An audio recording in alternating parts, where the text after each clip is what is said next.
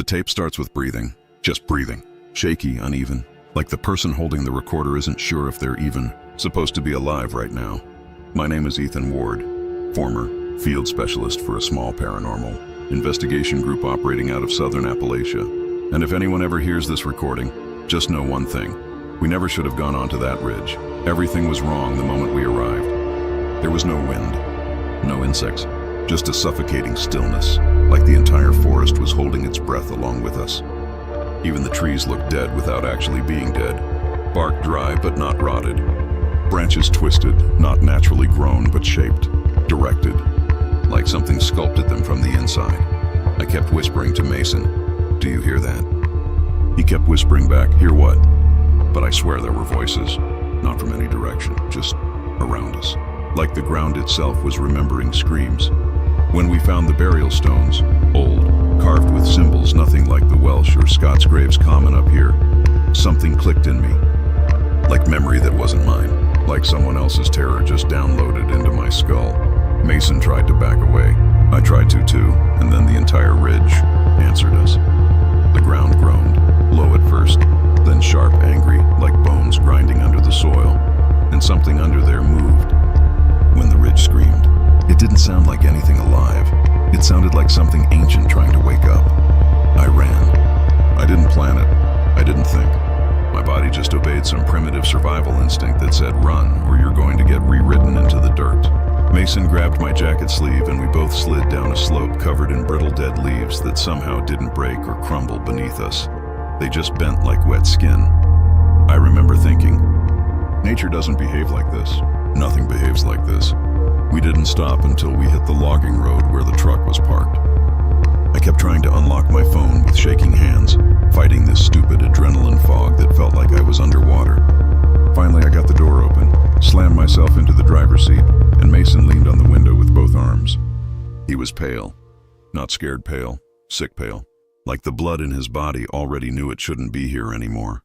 He whispered one thing. Not loud, not panicked, just broken. We weren't supposed to see that. That's the line, that tiny whisper, that keeps replaying every night. Not the screams, not the ground movement, not the soil shifting like muscle around bone. That sentence. Because he wasn't talking about us trespassing on private land. He meant we weren't supposed to be shown that the ridge itself was alive. We weren't amateurs.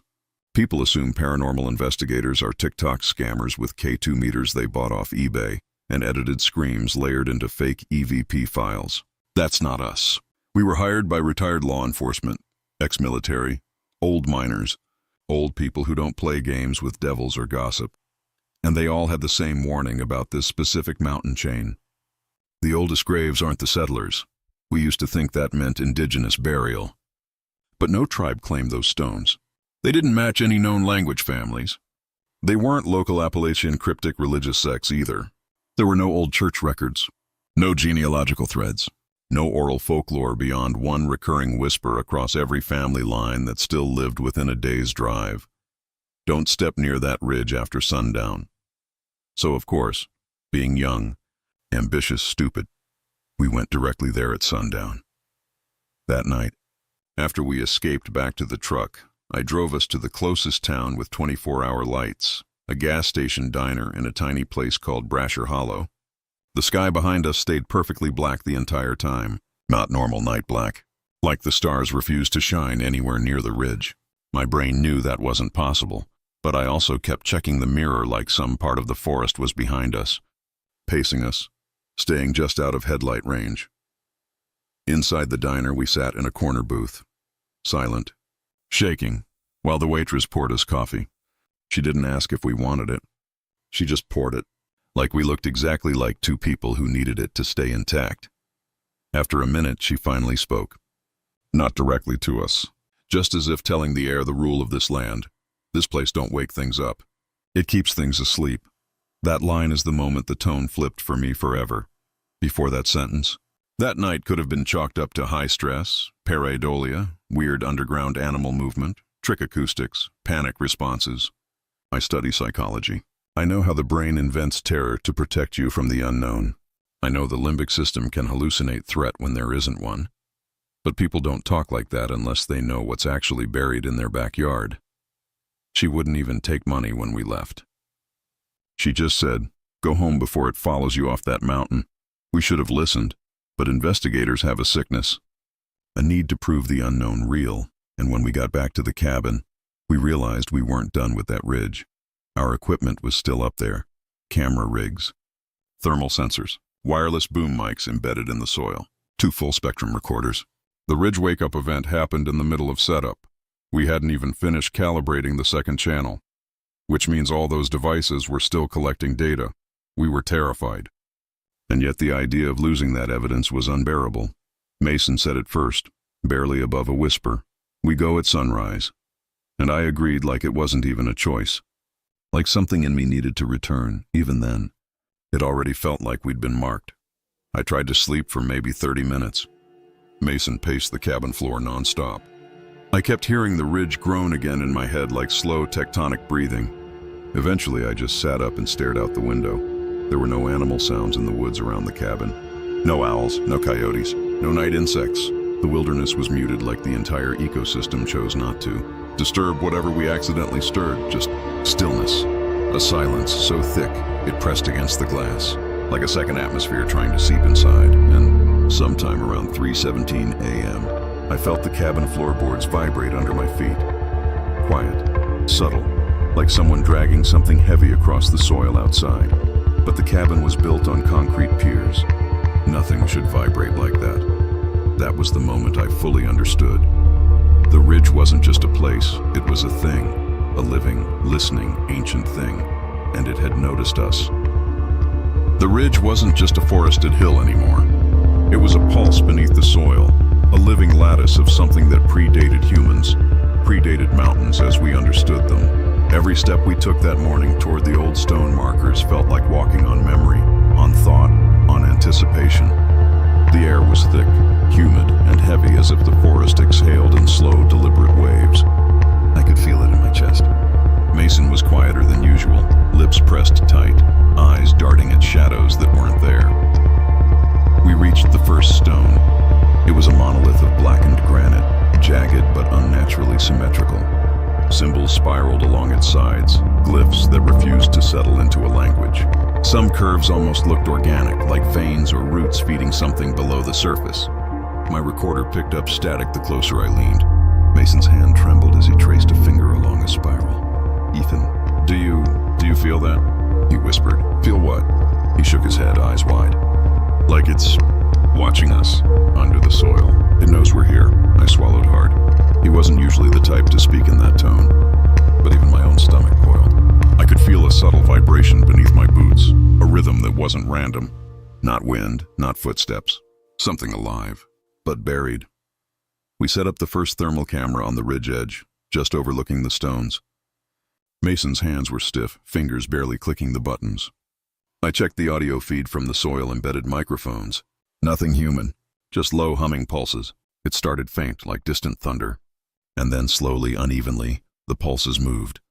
The ridge was communicating, or something under it was. "Ethan," Mason said, voice tight. I think it knows our heartbeat." I forced a laugh. "It's a mountain, Mason. Mountains don't know heartbeats." But the laugh died in my throat when the ground shifted. Not like an earthquake, more like muscle under the surface, coiling, tightening, stretching. One of the smaller stones tilted almost imperceptibly, as if something under it had flexed. We both froze. Then a voice came from the microphones. Not from the trees, not from the wind, from the soil itself. A whisper that wasn't in English, but my brain tried to force it into meaning. "Leave," I blinked. Mason froze. I swear the ridge seemed to inhale, drawing us in with its gravity. The flashbacks started then. I had never believed in memory bleeding from the environment, but the ridge didn't care. I saw visions of figures hunched over the stones centuries ago. Tall, spindly, not quite human. Their limbs bent at angles wrong for our skeletons.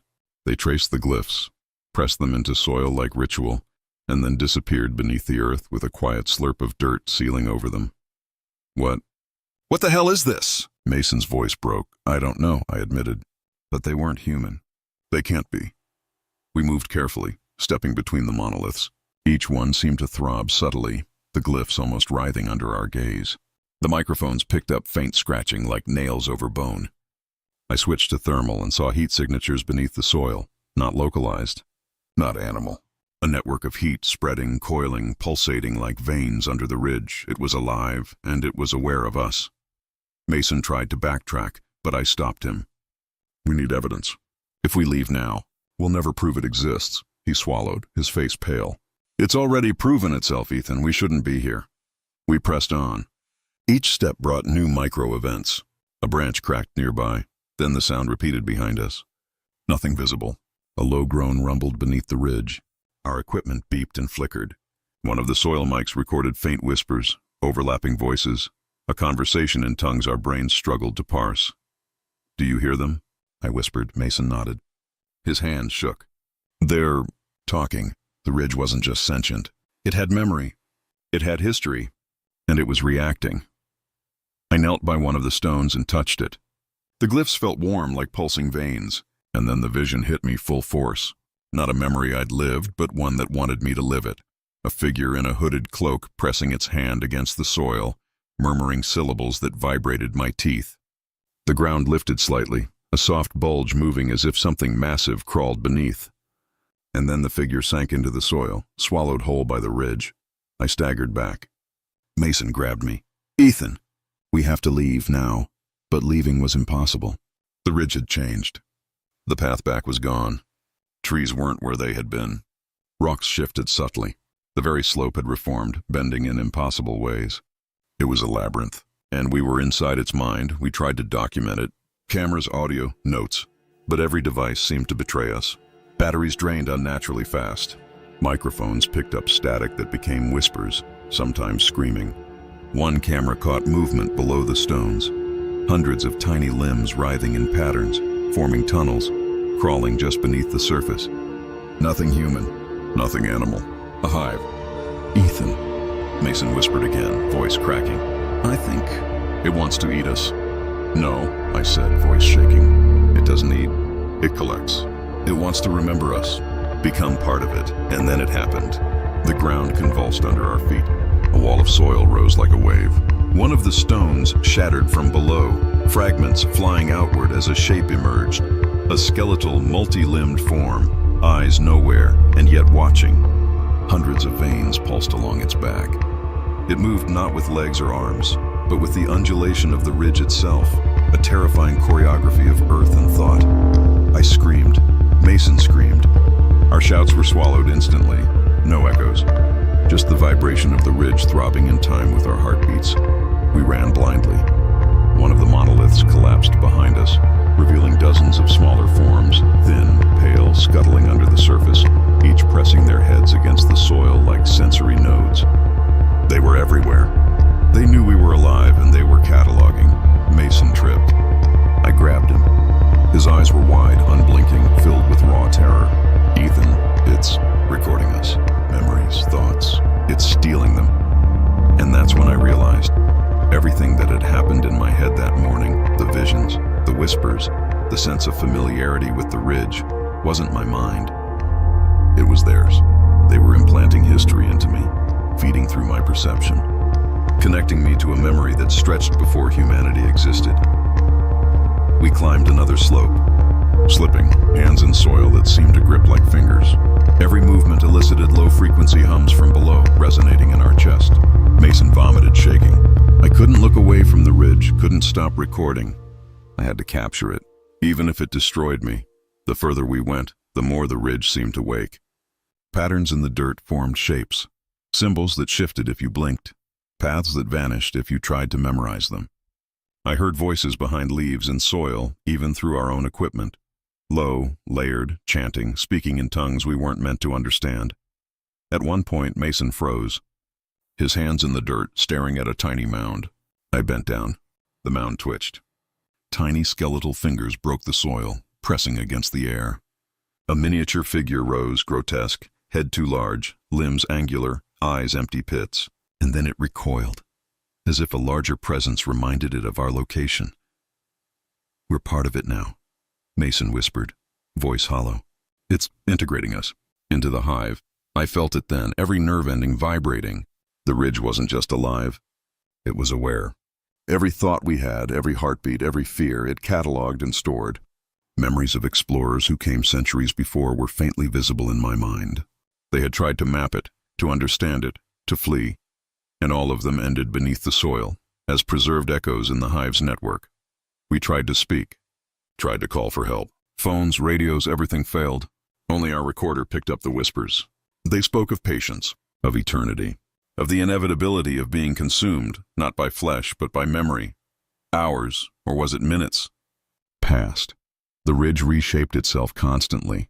Shadows formed under trees where no roots could be. The ground bulged with living pressure.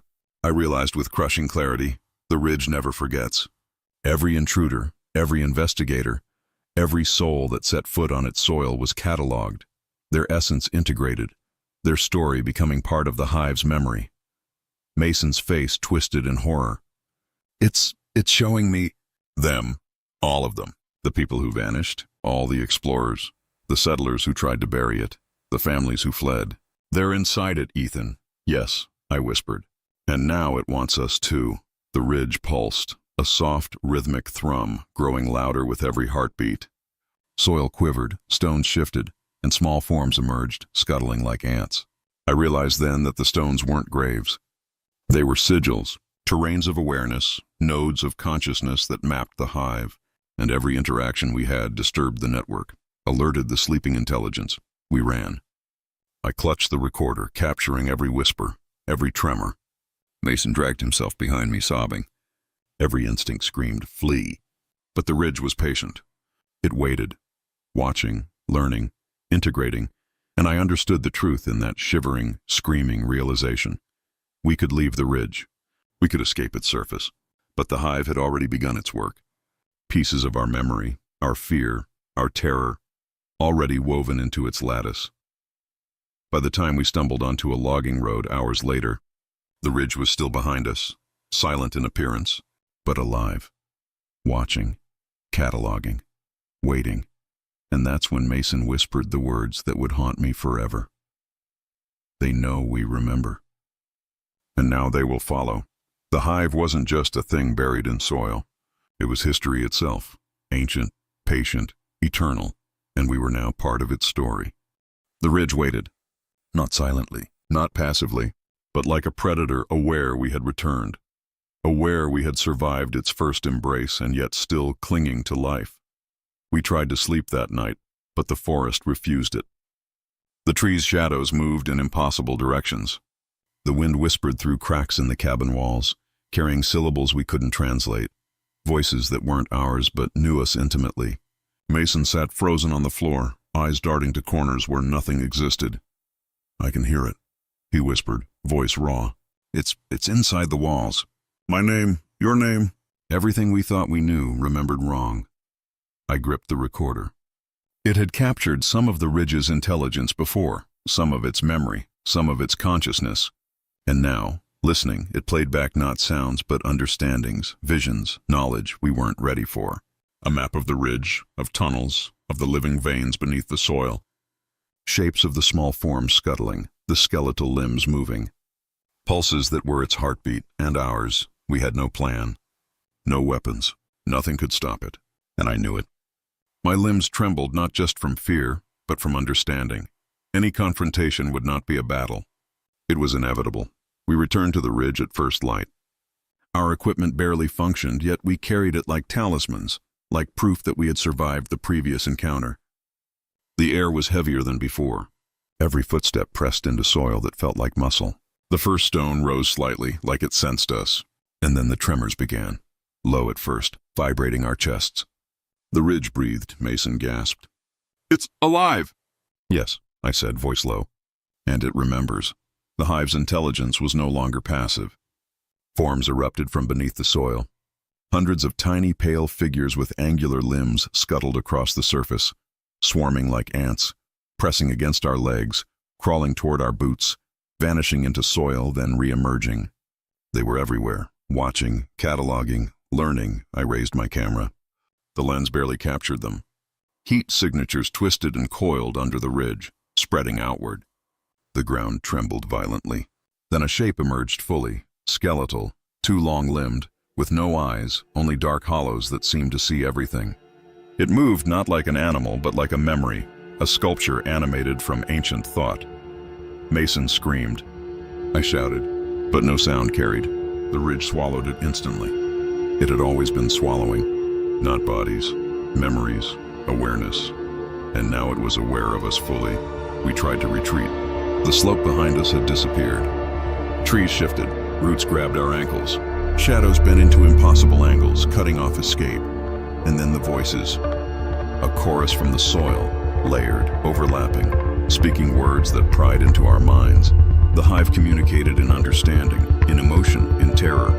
Memories we never lived were pressed into our minds.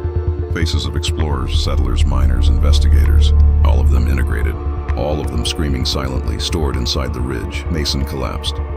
I grabbed him. We can't leave. Not until it's done with us. The ridge pulsed. And then it spoke. Not through whispers, not through voices, but inside us. In our skulls. You belong. I staggered, clutching my head. Every memory I had, every moment of life, every fear and desire it cataloged. The ridge didn't want our bodies. It wanted our consciousness, to fold us into its lattice of memory.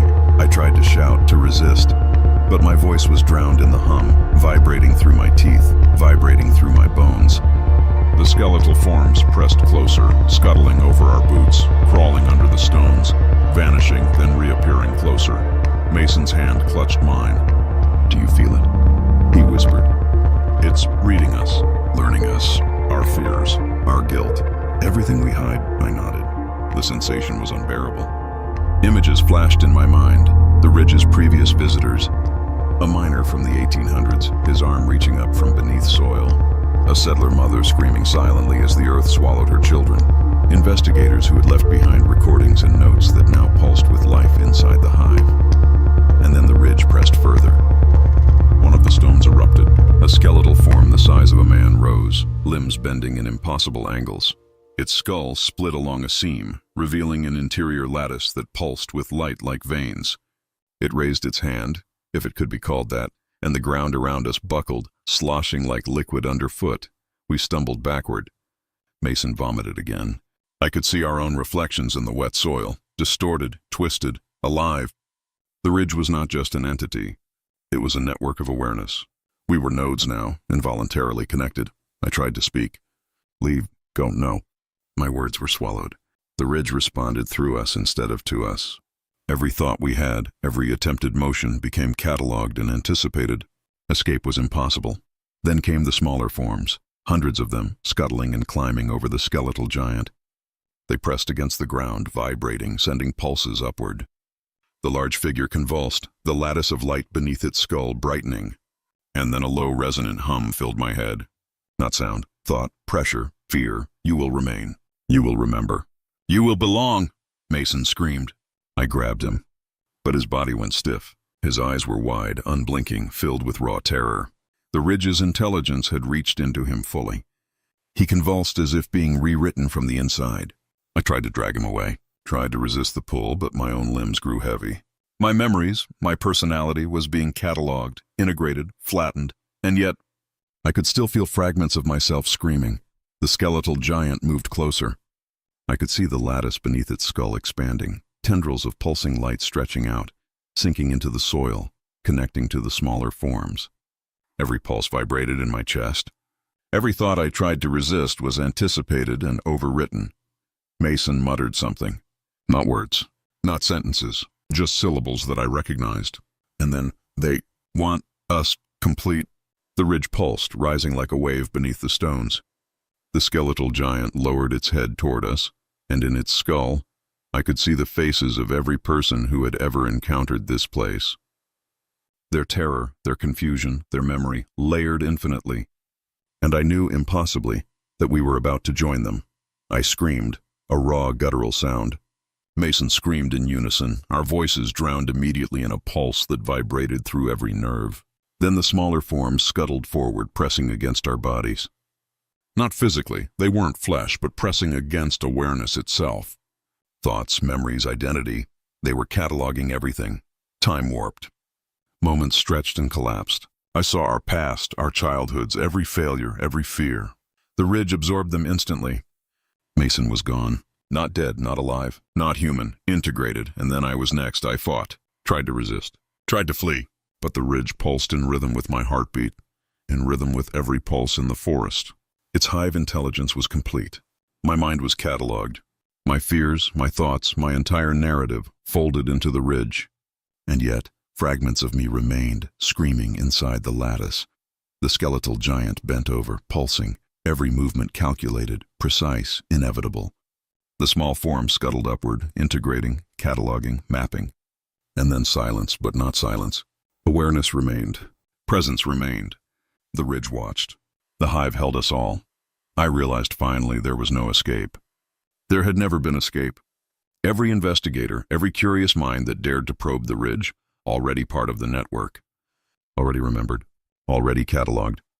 Mason's voice echoed faintly in my mind, though I knew it was not him anymore.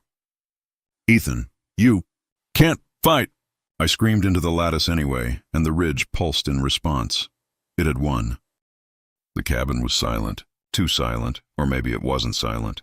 Maybe the silence itself was alive, carrying the vibrations of the ridge, carrying the echoes of what had happened. I opened my eyes and didn't recognize the world outside.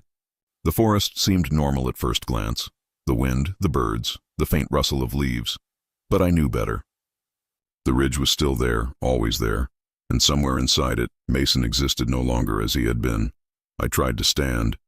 My body felt heavy, like gravity had been multiplied 100-fold. My limbs obeyed, but sluggishly. I reached for my recorder. It was still in my hands. The screen flickered faintly, displaying the last recording. But it wasn't normal. There were voices layered within the audio, overlapping syllables that didn't belong to us, fragments of memories not ours. A chorus of investigators, explorers, and settlers. I could hear their fear, their confusion, their resignation. I pressed play, and the hum of the ridge seemed to seep through the speakers into my chest. I wanted to throw it across the room, destroy it. But my hands wouldn't let me. Part of me knew it was too late. My mind had already been cataloged. A fragment, yes. Still there, but the rest integrated, remembered, folded into something vast and incomprehensible. Outside, the ridge loomed over the horizon, its black monoliths jagged against the morning sun. Not a mountain, not a forest, not land. Something alive, watching, patient, eternal. I could feel it pulsing beneath the soil, tendrils of consciousness reaching outward, tracing my location even here. Even now, I left the cabin. Every step on the soft forest floor made my chest ache. Branches rustled overhead, and shadows moved just slightly too fast, just slightly too deliberate. I passed the trees, the brush, the old logging paths, and everything seemed wrong. The world was still itself, but I was no longer fully myself. My mind carried pieces of the hive's memory, its awareness, its slow, methodical patience. I reached a town at the edge of the forest. Brasher Hollow. Gas stations, diners, empty streets. I tried to speak to anyone at all, but my voice sounded distant, hollow. When I spoke, it carried faint echoes of the ridge, a vibrating undertone I couldn't control. People stared, eyes widening. Some stepped back. One man turned and walked quickly into a convenience store, muttering to himself, clearly unnerved. I didn't understand his reaction at first, now I do. The ridge communicates, even through us, even in ways subtle and inescapable. I found a small motel, paid cash, no questions asked, no recognition. I booked the room and locked the door behind me. I sat on the edge of the bed, trembling, trying to breathe. Mason's absence was palpable. I couldn't stop seeing him. The way his eyes had gone vacant, the way the ridge had reached into him, rewriting, cataloging, integrating. I imagined him still beneath the soil, a fragment of consciousness trapped forever, screaming silently into the hive. And I realized that was my fate too. I had survived physically, but mentally, partially gone. Pieces of me were already woven into the lattice of the ridge. Memories I once thought private, moments I thought mine, gone, integrated. I could feel the pulse beneath my skin, echoing, insistent. A reminder that nothing is ever truly safe once touched by the ridge. I tried to write notes, tried to describe the events, to warn anyone who might come after. My pen moved, but the words felt alien. They twisted, rearranged themselves, phrases forming that I hadn't intended. I wrote of the stones, of the hive, of the skeletal forms. I wrote of the whispers, the pulses, the terrors that unfolded beneath the earth. But even as I wrote, I knew that what I described was incomplete. The ridge cannot be captured in words, only in experience. The television in the room flickered. A local news segment. A forest ranger mentioned strange soil patterns discovered on the ridge. A hiker reported voices underfoot, something unexplainable. I turned it off immediately. Too close, too real. And then I felt it. The ridge, even now, reaching outward through news, through memory, through thought. Always cataloging, always patient, always inevitable. I tried to call my team. The others, but the lines were dead. Not technically dead, just dead to the ridge's influence. The pulse in my skull reminded me that it already knew. And perhaps it had always known. The ridge does not make mistakes. It waits, integrates, persists. I spent the night in a vigil of anxiety, half sleeping, half conscious. Each time my eyes closed, visions came, the skeletal forms crawling beneath the soil, the small pale nodes pressing against the earth, Mason's vacant gaze and the countless other investigators, explorers, settlers, all folded into the network. The ridge did not forget. It never would, and now a piece of me was part of it. By morning I realized I could not return, could not warn anyone properly, could not erase what had been done. The ridge's presence stretched beyond the mountain, subtle, almost imperceptible, but I knew it was there, cataloging the land, the forest, my mind. I was changed, hollowed, connected, a fragment walking outside the hive's physical boundaries. I walked back to the edge of the forest, stood at the logging road that led back to the ridge. My heart ached in anticipation even though I knew what awaited. I did not enter. I could feel the pull, the hive's curiosity. The ridge would wait. It would remember, and it would continue to claim, to catalog, to integrate anyone who dared step too close. Mason's voice echoed faintly in my thoughts, a reminder and a warning. You can't fight it. You belong now too. I turned away, but the ridge followed me, not with sight, not with sound, but with thought. I could feel it in the vibration under my feet, in the pulse of the soil beneath every step, in the subtle hum that vibrated in my skull. I left Brasher Hollow, left the roads, left signs of life behind. But I knew the ridge would continue to watch, continue to catalog, continue to wait. And I knew, impossibly, that a part of me was already folded into its network. My thoughts, my fears, my memory, stored, preserved, integrated into something vast, something eternal, something patient. And then I understood fully, no one leaves the ridge unchanged. Survivors are rare, and even rarer are those who remain fully themselves. I would never be the same. Mason would never be the same. And the ridge would endure, patient, eternal, unstoppable. The final terror was quiet, insidious. Not screams, not flashes, not blood. It was understanding.